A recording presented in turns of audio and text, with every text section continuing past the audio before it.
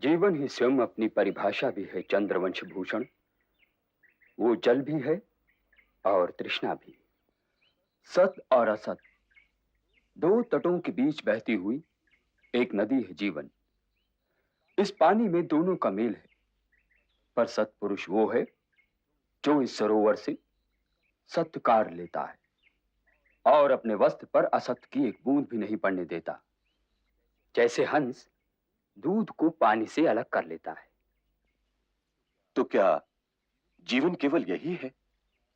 असत को ज्ञान, अनुभव और संघर्ष की छलनी में छान लेने के बाद सत्पुरुष उस सत का क्या करे? क्या फिर से उसे सरोवर में डाल दे? महाव्रती परम धर्मात्मा गंगा पुत्र भीष्म के शिष्य को कुछ बताने की आवश्यकता नहीं है। राजवंश की भारतीय परंपरा आपकी धरोहर है राजन। इसलिए आपको यह बताना आवश्यक नहीं है कि जीवन सरोवर से सत्य काढ़कर फिर सरोवर ही को लौटाने के लिए नहीं होता। जब सत्य हाथ आता है तो पुरुष को यह ज्ञान होता है कि वो ऋणी है, कि उसे मृत्यु लोक त्यागने से पहले 3 ऋण उतारने हैं। देव ऋण, ऋषि ऋण और पितृ ऋण।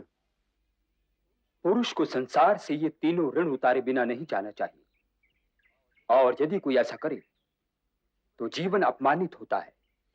परंतु यदि किसी के भाग्य में यह न लिखा हो ऋषिवर, तो कर्म रेखा को भाग्य रेखा से अधिक गहरा होना चाहिए राजन। ऐसा नहीं है कि मनुष्य ने कभी भाग्य रेखा बदली ही ना हो। इन ऋणों को चुकाने के लिए यदि भाग्य रेखा बदलनी भी पड़े तो अवश्य प्रयत्न करना चाहिए, क्योंकि ये ऋण ऐसे वैसे नहीं है। ऋषि ऋण भगवान शंकर का है, देव ऋण विष्णु भगवान का, और पितृ ऋण स्वयं ब्रह्मा जी का है। तो मनुष्य ब्रह्मा विष्णु महेश से निकलकर कहां जाएगा? परंतु ये तीनों ऋण है क्या ऋषिवर? पहला ऋण है देव ऋण, ये दान से चुकाया जाता है। दूसरा ऋण है ऋषि ऋण, ये ज्ञान की प्राप्ति और ज्ञान बांटने से चुकाया जाता है। और तीसरा ऋण है पितृ ऋण, ये संतान द्वारा चुकाया जाता है।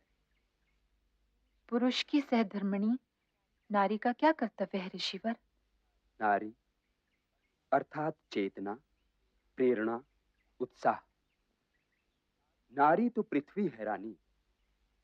जीवन के सारे अंकुर तो उसके भीतर हैं। वो तो गृहस्थ आश्रम की आत्मा है, और गृहस्थ आश्रम ही तो आत्मा को पुत्र रूप में फिर जन्म लेने का मार्ग दिखाता है। यत्र नार्येस्तु पूज्यन्ते रमन्ते तत्र देवता। अर्थात जहां नारी की पूजा होती है वहीं देवता आनंद मनाते हैं। जो नारी का निरादर करे वो तो मनुष्य ही नहीं। नारी की रक्षा करना पुरुष का कर्तव्य ही नहीं, धर्म भी है। अच्छा राजन, अब चलो।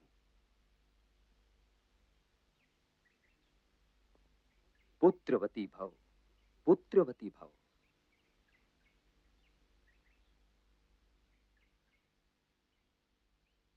महा